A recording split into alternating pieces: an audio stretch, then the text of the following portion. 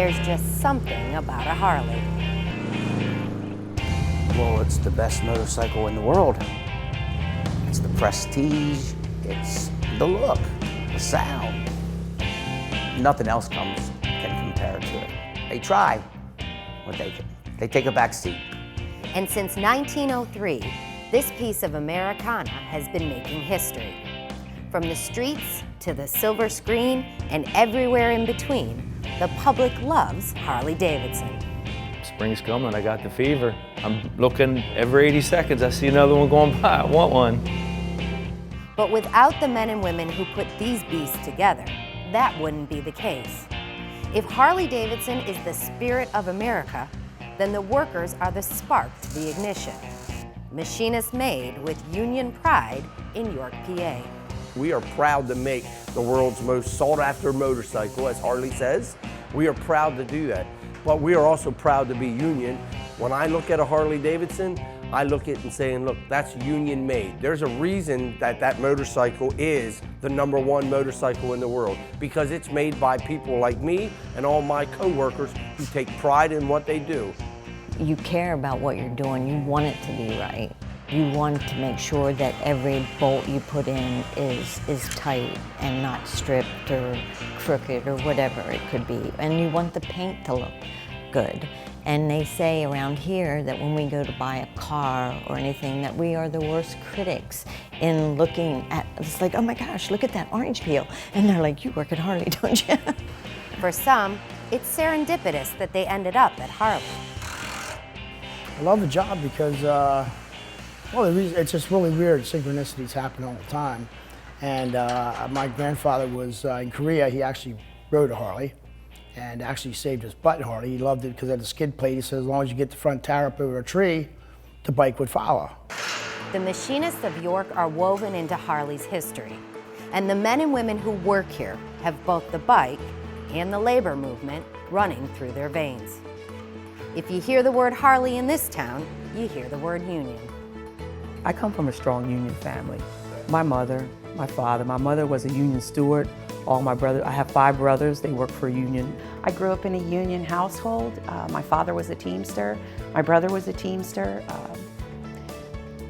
and here I am working a union shop. I'm a 3rd generation union. Used to hear my grandpa and my father talk about, don't miss the union meeting, what's going on around the supper table Sunday afternoon. And I said to myself, I need one of them union cards. 2 days after my 18th birthday, I had a union card. But there was a time in the not-so-distant past that the workers in York were losing faith, not in the product, but in the environment at the time and the decisions being made by management. And it wasn't just about the money.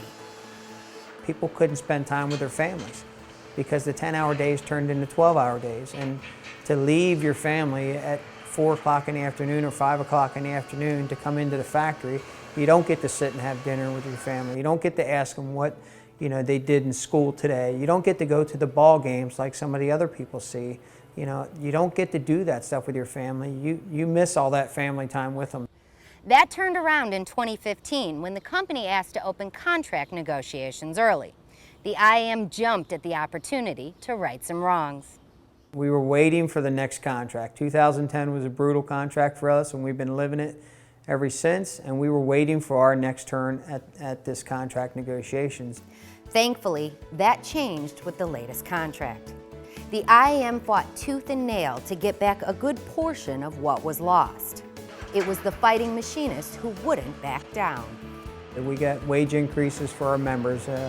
All total, I believe it was almost 18% over the 6+ years of the contract. We got the mandatory overtime, the same day mandatory overtime taken out of the language in the contract. So now it's next day notice. We got the back-to-back weekend overtime deal taken out of the contract so people can have a weekend off to spend time with their family.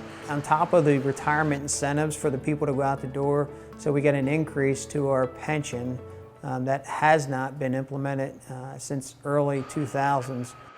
So that was a big increase for us, an additional $10 increase to our pension.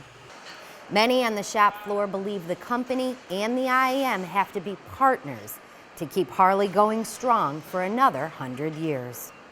Bottom line is, here we are with a new contract. They realized that if we really want to move forward, we need to work in concert with our union members, because they are the ones that make the product. They are the ones that are responsible for putting that great motorcycle out there for everyone to ride. Without us, there would be no Harley Davidson. I just believe that we proved ourselves once again as the union, and I believe that the company realized, or has to sooner or later realize, that we do what we have to do to make a #1 motorcycle. Whatever the reason, this new contract is working for both sides, reminding many why it pays to be union.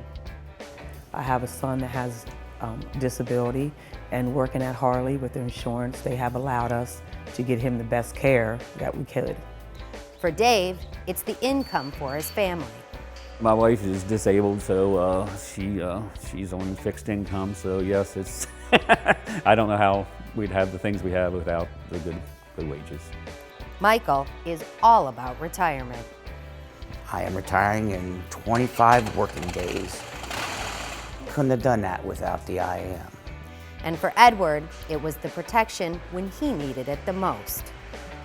I'll tell you, if you don't have a union, I don't know, you just never know. I mean, I worked there 22 years without a problem, and then bam, got slammed.